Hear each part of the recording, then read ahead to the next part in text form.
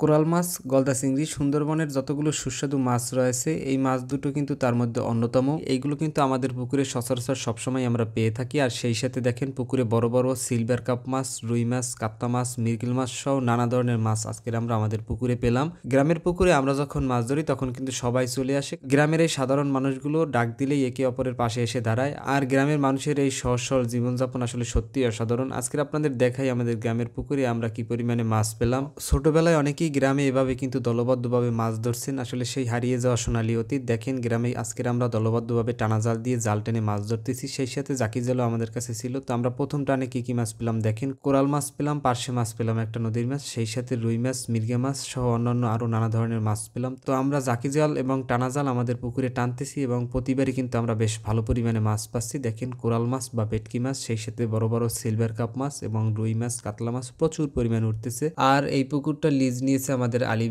ভাই এবছর এই পুকুরটাতে প্রচুর পরিমাণে মাছ ছেড়েছে। আর সেই মাছগুলো এখন অনেক বড় হয়েছে। দেখেন সিলভার কাপ মাছ, পুঁটি মাছ, তেলাপিয়া মাছ, রুই মাছ, কাতলা মাছ, সেই সাথে আরো নদীর মাছ আছে হচ্ছে গলদা চিংড়ি, সেই সাথে আরো অন্যান্য মাছ আছে। দেখেন আপনারা প্রচুর পরিমাণে মাছ আছে রুই কাতলা সহ। তো এই মাছগুলো খুবই সুস্বাদু হয়। দেখেন এই মাছগুলো কিন্তু নোনা পানির মাছ বলতে পারেন। আমাদের এইদিকে মূলত 6 মাস লবণ পানি থাকে, 6 মাস মিঠা পানি থাকে, যার কারণে এই মাছগুলো কিন্তু সুস্বাদু হয়ে থাকে আর মাছগুলো দ্রুত বৃদ্ধি পায়। তো এক বছরে দেখেন এই মাছগুলো বেশ বড় বড় সাইজের হয়েছে। তো প্রচন্ড শীতে আজকের আমরা অনেক কষ্ট করে কিন্তু এই মাছগুলো ধরলাম। আর আজকের বেশ রোদুর ছিল, যার কারণে আসলে শীতটা ওইভাবে অনুভব হয় না, যার কারণে আজকের আমাদের এই মাছ ধরা। আর আজকের আমরা বেশ ভালো পরিমাণে মাছও পেলাম। তো গ্রামের প্রত্যেকটা পুকুরেই কিন্তু এইভাবে সচরাচর আপনি মাছ দেখতে পাবেন বড় সাইজের, কারণ হচ্ছে গ্রামের সবাই কিন্তু মাছ চাষ করে। আর আমরা মাছ চাষ করি আর না করি, আমাদের পুকুরে দেখে গেছে কোরাল মাছ, গলদা চিংড়ি, পার্শে মাছ এইগুলো সচরাচর সবসময় পাওয়া যায়, কারণ আমাদের এখান থেকে সুন্দরবন খুবই কাছে, যার কারণে হচ্ছে নদীর মাছ আমাদের পুকুরে সবসময় পাওয়া যায়। তো যার কারণে আজও কিন্তু আমরা দেখেন নদীর কিছু মাছ পুকুরে পেলাম। তো আজকের আমরা আমাদের এই পুকুর থেকে মাছগুলো ধরলাম আর এই মাছগুলো আজকের